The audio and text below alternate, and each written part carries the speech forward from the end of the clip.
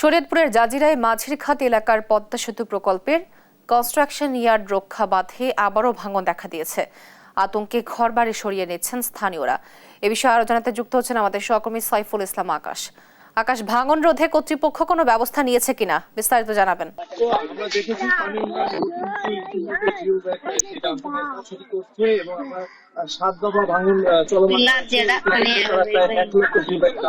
তবুও কিন্তু আমরা দেখতে পেয়েছি এই জায়গায় যে পদ্মার পার্কিং রয়েছে নতুবা 0 পয়েন্ট থেকে যে পদ্মা সেতু কনস্ট্রাকশন ইয়ার্ড বাতিল রয়েছে সেখানেও কিন্তু আমরা ভাঙন দেখতে পেয়েছি এবং মঙ্গলমাঝি যে ঘাট সেই ঘাটের থেকে কিন্তু আমরা দেখেছি দোকান এবং বসত বাড়িগুলো সরিয়ে নিচ্ছে। এই মুহূর্তে কিন্তু পদ্মা সেতু কনস্ট্রাকশন ইয়ার্ড বাদের যে পাশের যে এলাকাটি রয়েছে সেই এলাকাটিতে অবস্থান করছি। এখানে কিন্তু আমরা দেখেছি প্রায় 5 থেকে 7টি বসত বাড়ি কিন্তু নদী গর্ভে বিলীন হয়ে গিয়েছে এবং এখানকার যারা স্থানীয়রা প্রায় 15 থেকে 20টি বসত বাড়ি কিন্তু এই জায়গার যারা মানুষজন রয়েছে তারা কিন্তু 2-3 দিন আগে যারা পদ্মা সেতু কনস্ট্রাকশন ইয়ার্ড বাদের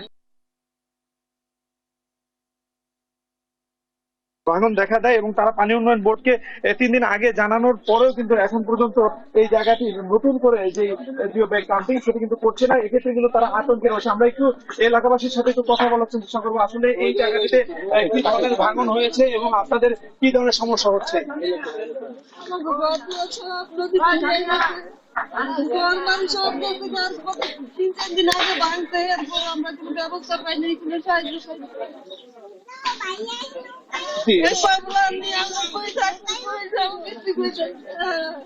শুনছিলেন এখানকার একজন স্থানীয় কথা, তাদের আহাজারি কিন্তু প্রতিনিয়তই আমরা দেখতে পাচ্ছি এবং যদি অতি দ্রুত যদি এই জায়গাটিতে জিও ব্যাগ ডাম্পিং করা হয় তাহলে কিন্তু এদের যে পদ্মাপাড়া মানুষের তাদের দুঃখ দুর্দশা কিছুটা লাঘব পাবে বলে তারা আমাদেরকে জানিয়েছে। তো এই ছিল পদ্মাপাড় থেকে সর্বশেষ প্রস্তুত।